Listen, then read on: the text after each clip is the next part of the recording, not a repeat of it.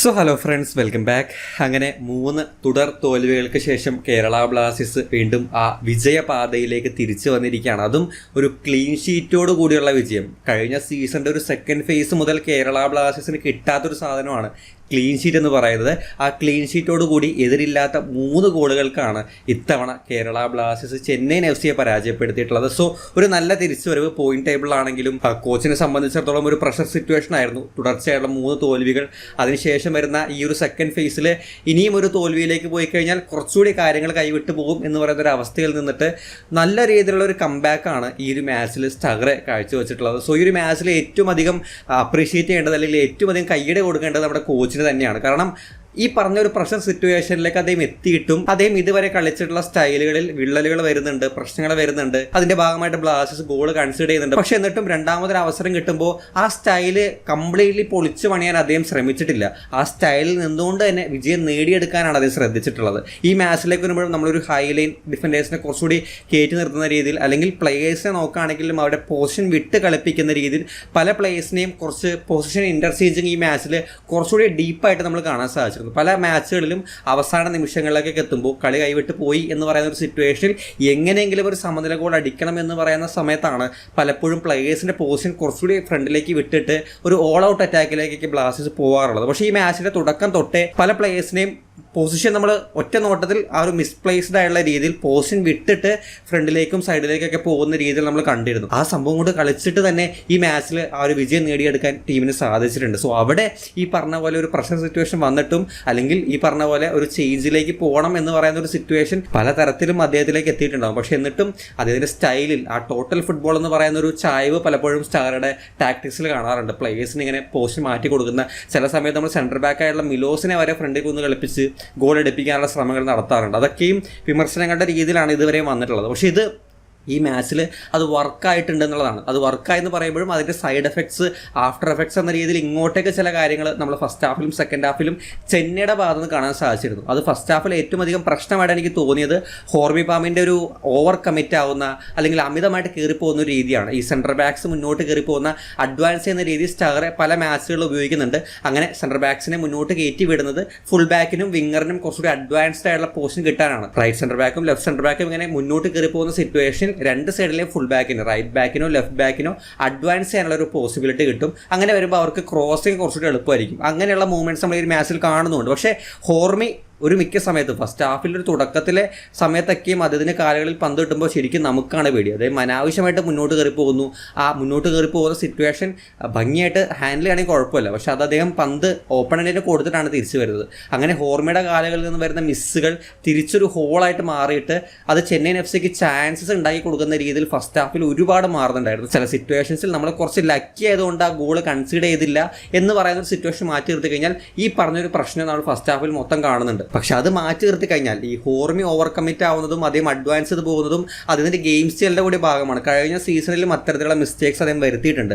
പക്ഷേ അതിലൂടെ വന്ന മിസ്റ്റേക്സ് മാറ്റി നിർത്തി കഴിഞ്ഞാൽ ഈ പ്ലേയേഴ്സിൻ്റെ റൊട്ടേഷൻ, നമ്മൾ പല സമയത്തും പല പ്ലേയേഴ്സിനെയും അവർക്ക് കൊടുത്തിട്ടുള്ള പോസ്റ്റിൽ നിന്നും കുറച്ചുകൂടി വ്യത്യസ്തമായുള്ള ഒരു പോസ്റ്റിൽ കാണുന്നുണ്ട്. അതിലിപ്പോൾ നമ്മുടെ ഡബിൾ പിവട്ടായിട്ട് കളിച്ചിട്ടുള്ള ഈ മാച്ചിൽ ഫ്രെഡിയും വിപിനും, അവരിൽ ഫ്രെഡി ഇടയ്ക്കിടയ്ക്ക് നമ്മളൊരു ലെഫ്റ്റ് വിങ്ങറിൻ്റെ രൂപത്തിൽ ഒരു എക്സ്ട്രീംസിൽ കാണുന്നുണ്ടായിരുന്നു. നോസദോ റൈറ്റിലും ലെഫ്റ്റിലും വരുന്നുണ്ടായിരുന്നു. ലൂണ ആണെങ്കിൽ ഒരു ഫ്രീ റോളിൽ നമ്മൾ സാധാരണ കാണുന്ന ഒരു 4-2-3-1 സെൻട്രലായിട്ടാണ് സ്റ്റാർട്ട് ചെയ്തത്. പക്ഷേ അദ്ദേഹത്തിന് ആ ഫ്രീ റോൾ എന്ന് പറയുമ്പോൾ ഇന്റർചേഞ്ചിങ്, ചില സമയത്ത് നോവ ഒരു ഫ്രണ്ടിൽ ഈ പറഞ്ഞ ഒരു AMFന്റെ റോളിൽ അല്ലെങ്കിൽ സ്ട്രൈക്കറിനൊപ്പം വരുമ്പോൾ ലൂണ ഒരു വിങ്ങിൽ ആ ഒരു ലെഫ്റ്റ് എക്സ്ട്രീംസിൽ പ്ലേസ് ചെയ്യുന്ന രീതിയിൽ മാറുന്നുണ്ടായിരുന്നു. ഇടയ്ക്ക് നമ്മുടെ ഫുൾ ബാക്ക് വോച്ചസ് ഇങ്ങനെ ബോക്സിനകത്ത് കാണുന്നുണ്ട്, ഹേസൂസ് ഇറങ്ങി വരുന്നുണ്ട്. അങ്ങനെ പ്ലേയേഴ്സിന് നല്ല രീതിയിലുള്ള റൊട്ടേഷൻ എക്സ്ചേഞ്ചസ് ഈ ഒരു മാച്ചിൽ കാണുന്നുണ്ട്. അത് എപ്പോൾ എങ്ങനെ ബെനിഫിറ്റ് ആയെന്ന് ചോദിച്ചു കഴിഞ്ഞാൽ ഈ മാച്ചിന്റെ ആദ്യത്തെ ഗോളിലേക്ക് വരുമ്പോൾ അവിടെ ഈ പറഞ്ഞൊരു ഇന്റർചേഞ്ചിങ് അല്ലെങ്കിൽ ഈ പറഞ്ഞൊരു ചേഞ്ച് നമുക്ക് കാണുന്നുണ്ട്. ആ ഗോൾ വരുന്ന സിറ്റുവേഷൻ നമ്മൾ എടുത്ത് നോക്കുകയാണെങ്കിൽ അവിടെ നാച്ചുറൽ പൊസിഷനിൽ ലെഫ്റ്റ് വിങ്ങിൽ നോ ആബ്സെന്റ് ആണെന്ന് പറയുമ്പോൾ അവിടെ ലൂണയാണ് ആ പൊസിഷൻ ഇന്റർചേഞ്ച് ചെയ്ത് വരുന്നത്. പക്ഷേ ആ ചേഞ്ച് ചെയ്ത് വരുന്ന ഒരു സിറ്റുവേഷൻ ആയതുകൊണ്ട് തന്നെ ലൂണ ഒരുപാട് പിറകിലാണ്. രണ്ട് വിങ്ങേഴ്സും കോറു സിംഗും നോവയും ഏതാണ്ട് ഒരേ സൈഡിൽ വരുന്നത് പോലെയാണ് നമ്മൾ ആ സിറ്റുവേഷനിൽ കാണുന്നത്. അവിടെ ലൂണ ഇന്റർചേഞ്ച് ചെയ്ത് ഡ്രോപ്പ് ചെയ്ത് ഫ്രണ്ടിലേക്ക് ഒരു റണ്ണ് വെച്ച് കൊടുക്കുമ്പോൾ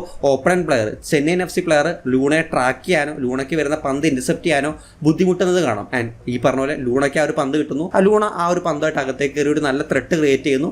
ആ കട്ട് ബാക്ക് നോവയ്ക്ക് മിസ്സാവുന്നുണ്ടെങ്കിലും ആ എക്സ്ട്രാ സൈഡിൽ വന്നിട്ടുള്ള കോറു സിംഗ് വീണ്ടും ഒരു അസിസ്റ്റ് ഹേസൂസ് ഹിമിനസിലേക്ക് തന്നെ വെച്ച് കൊടുക്കുന്നു. സിമ്പിൾ ആയുള്ള ഒരു ടാപ്പിങ്ങിലൂടെ ഹേസൂസ് ഗോൾ സ്കോർ ചെയ്യുന്നുണ്ട്. സോ ഇവിടെ ഈ പറഞ്ഞൊരു ഇന്റർചേഞ്ചിങ് അല്ലെങ്കിൽ ഈ പറഞ്ഞ പോലെ ഓപ്പണന്റ് പ്ലെയറിനെ കൺഫ്യൂസ് ചെയ്യിക്കാൻ ഇന്റർചേഞ്ചിങ് വഴി ആ പന്ത് ഈ പറഞ്ഞ പോലെ ലൂണയ്ക്ക് എടുക്കാനുള്ള ഒരു സിറ്റുവേഷൻ ഒരുക്കി കൊടുത്തത് ഈ പ്ലേയേഴ്സിന്റെ ക്ലവർ ആയിട്ടുള്ള മൂവ്മെന്റ്സ് ആണ്. ഇത് ഗോളിൽ അവസാനിച്ചത് ഒരു മൂവ്മെന്റിൽ മാത്രമാണെങ്കിലും ഒട്ടനേക സിറ്റുവേഷൻസിൽ ഇതുപോലുള്ള ഇന്റർചേഞ്ചിങ് നോവയും ലൂണയും ഹേസൂസും അങ്ങോട്ടും ഇങ്ങോട്ടും പൊസിഷൻ മാറുന്നതും ഫ്രെഡ് ഈ പറഞ്ഞ പോലെ ഫ്രണ്ടിലേക്ക് വരുന്നതും നവോച്ചയുടെ പൊസിഷൻ ചേഞ്ചിങ്ങും ഒക്കെ അങ്ങനെയൊക്കെ ഒരുപാട് പ്ലേയേഴ്സിന്റെ മിസ്പ്ലേസ്ഡ് ആയിട്ടുള്ള പൊസിഷൻ ആക്ച്വലി നമുക്ക് അറ്റാക്കിങ്ങിൽ ഒരു എക്സ്ട്രാ ഓപ്ഷൻ കിട്ടുന്നത് പോലെ, അല്ലെങ്കിൽ ഈ പറഞ്ഞ പോലെ പ്ലേയേഴ്സ് എപ്പോഴൊക്കെ പൊസിഷൻ വെച്ച് മാറുന്നുണ്ടോ അപ്പോഴേക്കും ബാക്കപ്പിന് ഒരു പ്ലെയർ അവിടെ കവർ ചെയ്യാൻ വരുന്നുണ്ട്. സെന്റർ ബാക്കിൽ ഒരാൾ മുന്നോട്ട് കയറിപ്പോയി കഴിഞ്ഞാൽ വിപിൻ മോഹനൻ അവിടെ കവർ ചെയ്യാൻ വരും. അതുപോലെ തന്നെ ഈ പറഞ്ഞ പോലെ വൈഡിലൊരു പ്ലെയർ ആണ് മുന്നോട്ട് കയറി പോകുന്നതെങ്കിൽ, നവോച്ചയാണ് മുന്നോട്ട് കയറി പോകുന്നതെങ്കിൽ ഫ്രെഡ് അവിടെ ബാക്കപ്പിന് വരുന്നുണ്ട്. അങ്ങനെ ആ ഇന്റർചേഞ്ചിങ് ടാക്ടിക്കലി സക്സസ്ഫുൾ ആക്കി ഇംപ്ലിമെന്റ് ചെയ്യാൻ ടീമിന് സാധിക്കുന്നുണ്ടായിരുന്നു. സോ ഇവിടെ നമ്മൾ ഓൾറെഡി പറഞ്ഞൊരു കാര്യമുണ്ട്, ഈ സ്റ്റാറുടെ സിസ്റ്റം അത് വർക്ക് ആയി കഴിഞ്ഞാൽ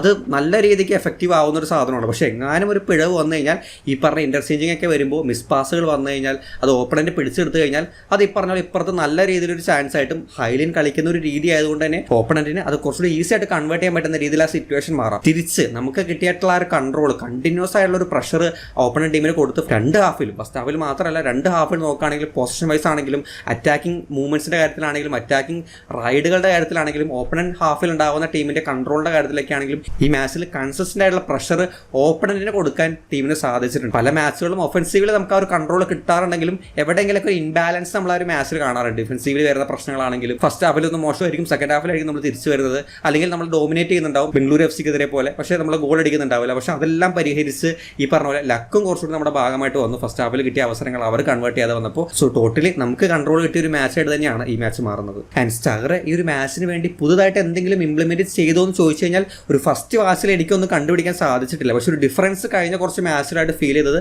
പ്ലേയേഴ്സിന് വന്നിട്ടുള്ള ഒരു എനർജിയാണ്. പ്ലേയേഴ്സിന് നിലവിലെ സിറ്റുവേഷൻ മനസ്സിലാക്കാനും അതിനനുസരിച്ച് പെരുമാറാനും ഈ മാച്ചിലെ ഗ്രൗണ്ടിൽ സാധിച്ചിട്ടുണ്ട്.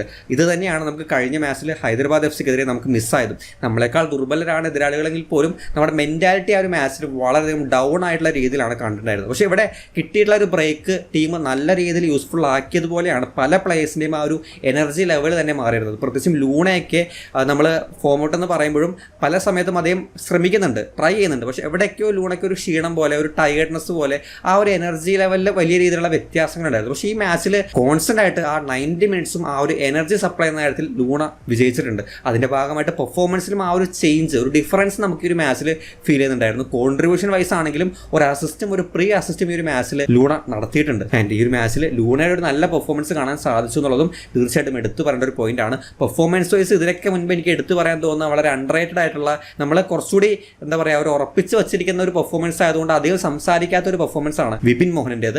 അദ്ദേഹം ആ ഒരു മിഡിൽ എടുക്കുന്ന ഒരു കൺട്രോൾ ഉണ്ട്, ഒരു ഒഴുക്കുണ്ട്, ഒരു ഫ്ലോ. നമ്മൾ ഓൾറെഡി അതിൻ്റെ ഗെയിംസിനെ പറ്റി പറയുമ്പോൾ ആ ഫ്ലോ, അവിടെ അതിൻ്റെ പാസുകൾക്കുള്ള ഒഴുക്കിനെ പറ്റി നമ്മൾ എപ്പോഴും എടുത്ത് പറയാറുള്ളതാണ്. ഇതിനൊരു പ്രശ്നമായിട്ട് വരാറുള്ളത് ഈ CMF DMF റോളിൽ കളിക്കുമ്പോൾ ഫിസിക്കലി പ്ലേയേഴ്സ് ബീറ്റ് ചെയ്യാനുള്ളൊരു ചാൻസ് ഉണ്ടെന്നുള്ളതാണ്. പക്ഷേ അവിടെ എന്നിട്ട് പോലും ആ ഒരു വീക്ക്നെസ് അദ്ദേഹത്തിന് ഉണ്ടായിട്ട് പോലും റിക്കവറീസിൻ്റെ കാര്യത്തിൽ നല്ല രീതിയിൽ അദ്ദേഹം പെർഫോം ചെയ്യുന്നുണ്ട്. ഇതുവരെയുള്ള മാച്ചുകൾ നോക്കുകയാണെങ്കിലും ഈ മാച്ചിലും പന്ത് റിക്കവർ ചെയ്തെടുക്കുന്ന കാര്യത്തിൽ, അത് ഈ പറഞ്ഞ ആൻറ്റിസിപ്പേറ്റ് ചെയ്തുള്ള ഇൻ്റർസെപ്ഷൻസ് ആണെങ്കിലും ചില പന്തുകൾ ടാക്കിൾ ചെയ്തെടുക്കുന്നതാണെങ്കിലും ആ റിക്കവറീസ് ഈ മാച്ചിലുണ്ടായിരുന്നു. ആൻഡ് അങ്ങനെ റിക്കവർ ചെയ്തതിന് ശേഷമുള്ള പാസുകൾ അത് വളരെ ആ മിഡ്ഫീൽഡ് വളരെ നൈസായിട്ട് ഫ്രണ്ടിലേക്ക് എത്തിക്കുന്ന രീതിയിലാണ് അതിൻ്റെ പാസുകൾ. ചില ഫ്രണ്ടിലേക്ക് കൊടുക്കുന്ന കൗണ്ടർ അറ്റാക്കിൻ്റെ ടൈപ്പ് ഓഫ് പാസുകളുണ്ട്. ആ പാസുകൾക്കൊക്കെ ഒരു പെർഫെക്ഷൻ അദ്ദേഹത്തിനുണ്ട്. ഈ മാച്ചിൽ മൂന്നാമത്തെ ഗോൾ വരുമ്പോഴും അദ്ദേഹം വച്ചു കൊടുക്കുന്ന ഒരു പാസ് ഉണ്ട്. അതൊരു എക്സാമ്പിളാണ്. അത് ഗോളായി മാറിയത് ഒരു സിറ്റുവേഷൻ ആണെങ്കിലും ഇതേ കണക്കിന് കൗണ്ടർ അറ്റാക്കിംഗ് മൂവ്മെന്റ്സ് നടത്തുന്ന ടൈപ്പ് ഓഫ് പാസുകൾ അത് അത്ര ഈസി ആയിട്ട് കൊടുക്കാൻ പറ്റുന്ന രീതിയിലും ആയിരിക്കില്ല പന്ത് വരുന്നത്. പക്ഷെ എന്നിട്ടും അതിനെ നല്ലൊരു പാസ്സാക്കി മാറ്റാനും ആ മിഡ്ഫീൽഡിൽ നിന്ന് പന്ത് സ്മൂത്തായിട്ട് കൊടുക്കാനും അതിന് സാധിക്കുന്നുണ്ട്. സോ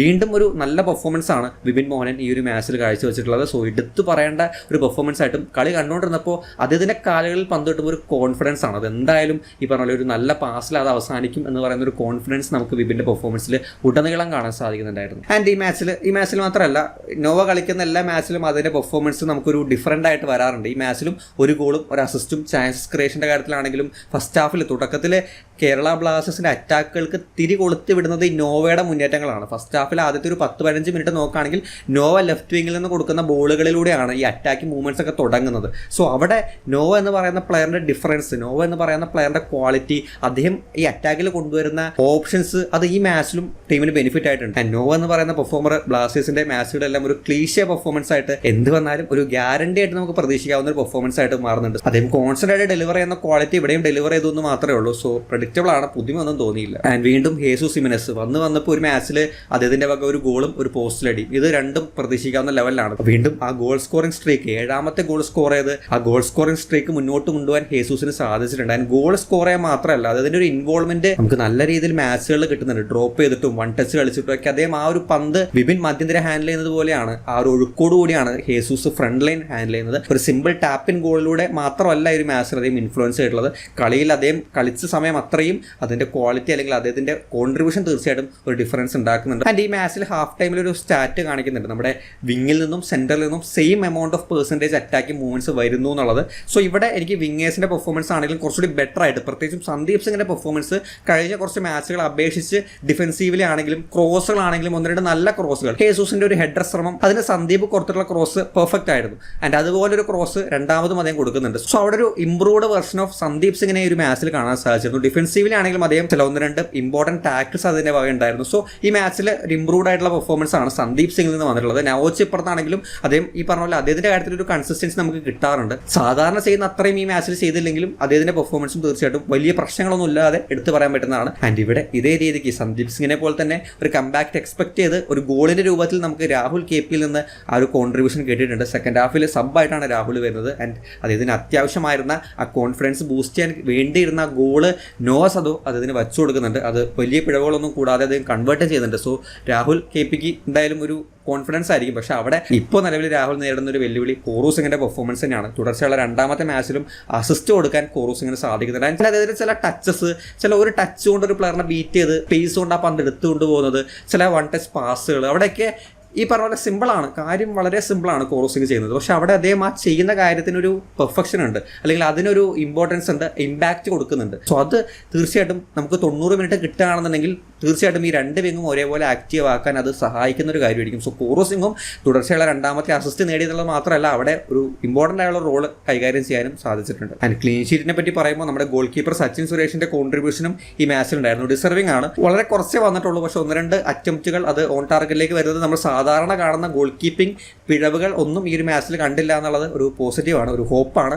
സോ ഗോൾ കീപ്പിംഗ് ഡിപ്പാർട്ട്മെന്റിന് ഒരു കംബാക്ക് തന്നെയാണ്. കാരണം കുറച്ചധികം മാച്ചുകളായിട്ട് ആ ഡിപ്പാർട്ട്മെന്റ് വളരെയധികം വിമർശനങ്ങൾ വരുന്നുണ്ട്, പ്രശ്നങ്ങൾ വരുന്നുണ്ട്, പിഴവുകൾ വരുന്നുണ്ട്. സോ ഒരു കംബാക്ക് തന്നെയാണ് ഈ മാച്ചിലെ ഗോൾ കീപ്പിംഗ് ഡിപ്പാർട്ട്മെന്റിനും ഗോൾ കീപ്പിംഗ് കോച്ചിനും എസ്പെഷ്യലി സന്തോഷിക്കാവുന്ന ഒരു മാച്ച് തന്നെയായിരിക്കും. അതുപോലെ തന്നെ ഈ ഹോർമിയുടെ അനാവശ്യമായുള്ള കയറിപ്പോക്ക് ഒഴിവാക്കി കഴിഞ്ഞാൽ ഈ പറഞ്ഞ പോലെ ഇമ്പോർട്ടൻ്റ് ആയുള്ള സിറ്റുവേഷൻസിൽ ഇമ്പോർട്ടൻ്റ് ആയുള്ള ടച്ചുകൾ ഹോർമിയിൽ നിന്നും, അതേപോലെ തന്നെ മിലോസ് എന്ന് പറയുന്ന പ്ലെയർ എക്സ്ട്രാ കൊടുക്കാൻ റെഡി ആയിട്ട് നിൽക്കുന്ന ഒരു പ്ലെയറാണ്. സോ ആ എക്സ്ട്രാ എഫേർട്ട് ഡിഫൻസിൽ വന്നപ്പോൾ അതിൽ ചേഞ്ചസ്, അതായത് ഈ ടാക്കിൾ ചെയ്യാൻ വില്ലിംഗ് ആണ്, സ്ലൈഡ് ചെയ്ത് ബോഡി ഇട്ട് ഈ പറഞ്ഞ ഡിഫെൻഡ് ചെയ്യാൻ വില്ലിംഗ് ആണ്. സോ അതെല്ലാം ഈ പറഞ്ഞ ഡിഫൻസീവിൽ നമ്മളെ ആ ഒരു ക്ലീൻ ഷീറ്റ് കിട്ടുന്നതിൽ ഹെൽപ്പ് ചെയ്തിട്ടുള്ള ഫാക്ടേഴ്സ് ആണ്. സോ മിലോസിന്റെ പെർഫോമൻസും ഈ ഒരു മാച്ചിൽ ഈ പറഞ്ഞ പോലെ വലിയ പ്രശ്നങ്ങളൊന്നും ഉണ്ടായിരുന്നില്ല. സാധാരണ ഡിഫൻസ് വരുത്തുന്ന വലിയ പിഴവുകളൊന്നും ഈ മാച്ചിൽ നമ്മുടെ ഡിഫൻസ് വരുത്തിയിട്ടില്ല എന്നുള്ളതും ഒരു പോസിറ്റീവായുള്ള കാര്യം തന്നെയാണ്. സോ ഇതിൽ മാക്സിമം പ്ലേയേഴ്സിനെ നമ്മൾ കവർ ചെയ്യാൻ ശ്രമിച്ചിട്ടുണ്ട്. ഏതെങ്കിലും പ്ലേയേഴ്സിന് വിട്ടുപോയിട്ടുണ്ടെങ്കിൽ ക്ഷമിക്കുക. ഇത് ഫസ്റ്റ് മാച്ചിൽ കാണാൻ സാധിച്ചിട്ടുള്ള കാര്യങ്ങളാണ്. എന്തായാലും ആവശ്യമായിരുന്ന, നിലവിൽ വളരെ അത്യാവശ്യമായിരുന്ന ഒരു വിജയം, ആ ഒരു കംബാക്ക് നേടിയെടുക്കാൻ കേരള ബ്ലാസ്റ്റേഴ്സിന് സാധിച്ചിട്ടുണ്ട്. സോ ഇനി ഈ ഒരു തിരിച്ചുവരവിൽ ഒരു തിരിച്ചുപോക്ക് ഉണ്ടാവരുത്. ബ്ലാസ്റ്റേഴ്സിൽ നിന്ന് സ്ഥിരം കാണുന്ന ഒരു ഇൻകൺസിസ്റ്റന്റ് പെർഫോമൻസ് ഇനി വരരുത്. അടുത്ത മാച്ചിലും